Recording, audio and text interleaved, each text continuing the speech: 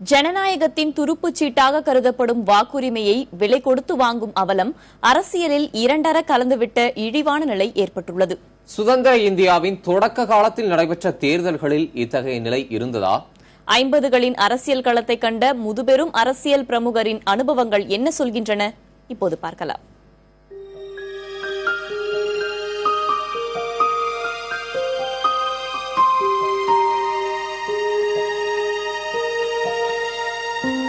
அண்ணல் அம்பேத்கர் தலைமையிலான அரசியல் நிர்ணய சபையில் பங்கு வகித்தவர். நாடாளுமன்றம், சட்டமன்றம் இரண்டிலுமே தொடக்க காலங்களில் உறுப்பினராக இருந்தவர்.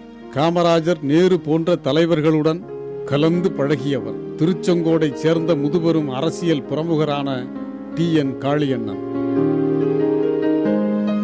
97 வயதிலும் அக்கால அரசியல் குறித்து தமது அடியாள நினைவு அடுக்குகளில் படிந்துள்ள அனுபவச் சேகரங்களை பிசிறின்றி நினைவு கூறுகிறார். தேர்தலை சந்திக்க அன்றைய காலத்தில் பணத்தை கொடுத்து ஓட்டு வாங்குகிற பழக்கம்ன்றதே யாரும் சிந்திக்க முடியாது.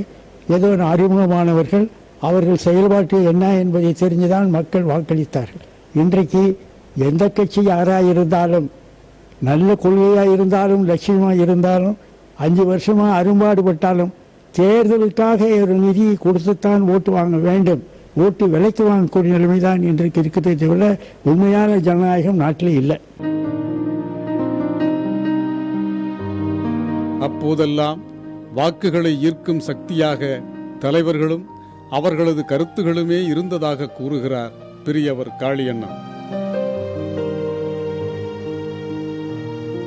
தேர்தல் என்று சொன்னால் தலைவர்களுடைய கருத்துக்கள், அவருடைய கொள்கைகள் சொல்வதை கேட்டு அதை பார்த்துதான் வாக்களிக்கக்கூடிய நிலையில் மக்கள் மத்தியிலே இருந்ததை தவிர பண பிரச்சனையே கிடையாது.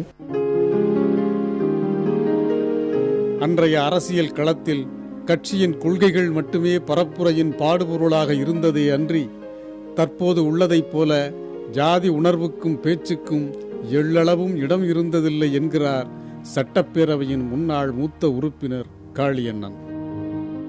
பழைய வரலாறு, சரி, திமுகவா அண்ணாதுரை இருந்தார், பெரியார் இருந்தார், நாம காந்திஜி இருந்தார், நேரு இருந்தார், காமராஜர், இப்படி தலைவர்களுடைய வழியை சொல்லி அவர்கள் பெயரை சொல்லி அவர்களுக்காக ஓட்டு கேட்டதை தவிர இந்த ஜாதியை பற்றி எல்லாம் இன்றைக்கு எதுவும் வரல. ஆனால் இன்றைக்கு ஜாதியை சேர்த்து சேர்த்து ஓட்டு சேகரிப்பதற்காக ஒரு தந்திரம் வெற்றிகரமாக நடந்தது. அரசியலின் அத்தனை இழிவுகளுக்கும் இந்த தேர்தலில் மக்கள் இறுதி முடிவு கட்டுவார்கள் என்ற நம்பிக்கையையும் காளியண்ணன் அழுத்தமாக வெளிப்படுத்துகிறார். இந்த தேர்தலோடு இந்த பிரச்சனை முடிந்துவிடும் என்று நினைக்கின்றனர். மக்கள் வேகமாக உணர்ந்து வருகிறார்கள்.